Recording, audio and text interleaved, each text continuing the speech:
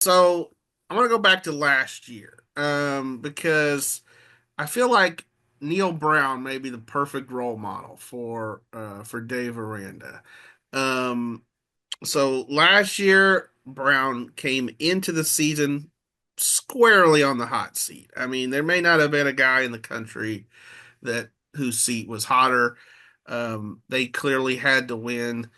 At Big 12 Media Days, he famously chastised everyone in the room. He was like, he couldn't believe we had picked West Virginia last in the conference, and then he went out and sort of lived up to that because the Mountaineers were 9-4. They win a bowl game over North Carolina.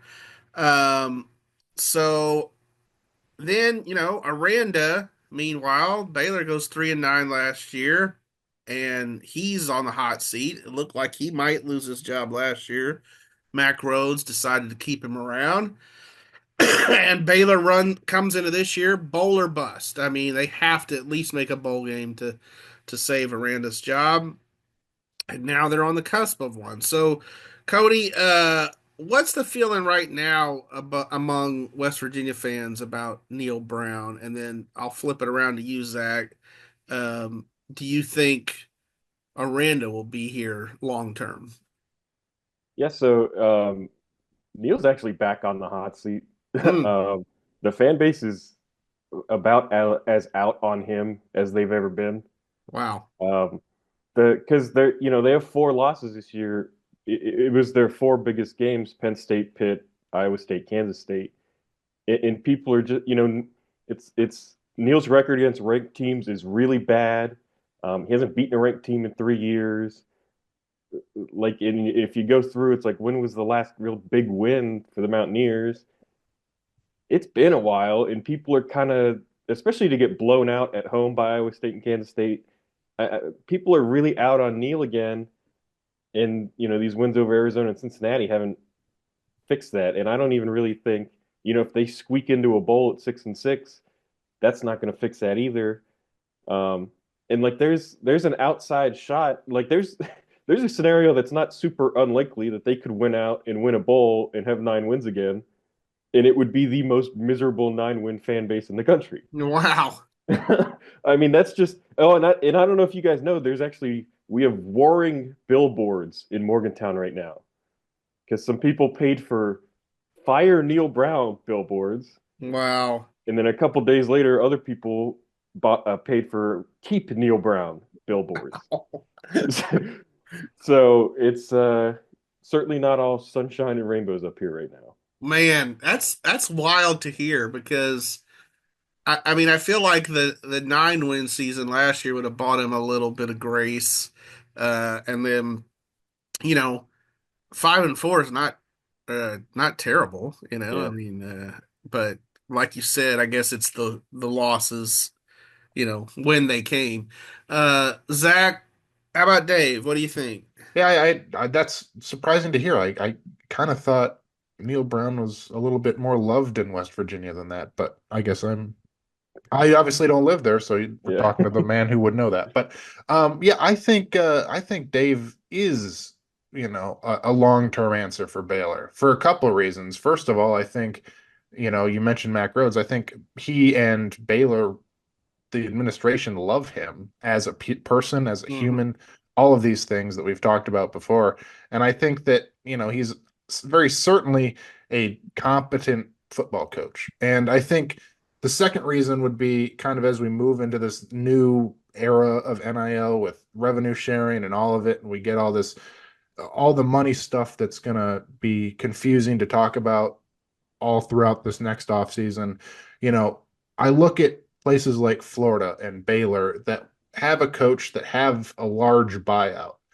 And, just because everybody's going to have revenue sharing and it's going to be somewhat of a salary cap, NIL structure still is going to exist. And I think that if you have a competent coach like Dave Aranda is, I think you just keep him around and put any buyout money, kind of funnel it back into the program to build a winning roster. So, um, yeah, I think he is. I think he's going to be safe this year.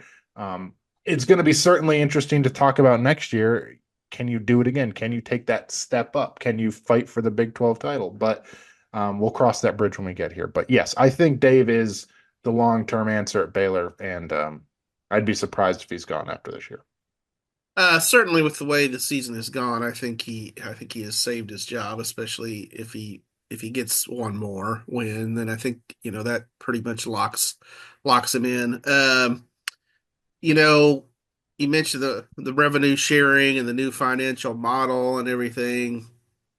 I do feel like that's a legit thing. You know, we've seen around the country a few schools like raise fees for students, add little like ticket fee or whatever, in there. I think like, okay, I mean, these schools are not going to be destitute. It's not like they're not making any money, but their margins of profit have, been trimmed a lot because of all of this paying of the players. And we're seeing, I think, some cases where they're going to have to get a little more creative.